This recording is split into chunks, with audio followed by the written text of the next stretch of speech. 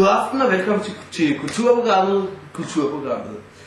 I aftens dag skal vi diskutere den nyudkommende bog, Kornet og Krafterværk, skrevet af Svette Kristoffersen. Ligesom andre islandske bøger er den kendt for den menneskelige seksualitet. Eller som Freud vil udtrykke det, ad libido. For at citere en anden kendt herre, Sartre, sagde han på et tidspunkt, meget morsomt, mennesker er ligesom bøger. Werner Müller? Werner Müller?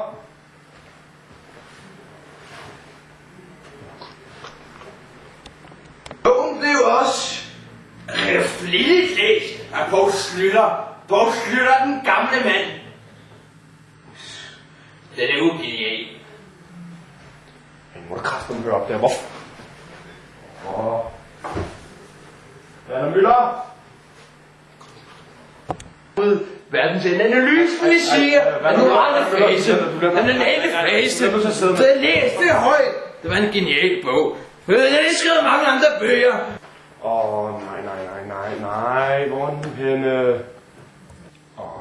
Altså, du kan da ikke bare forsvinde midt i det hele. Kan du ikke stoppe med det, altså? Kan vi nu?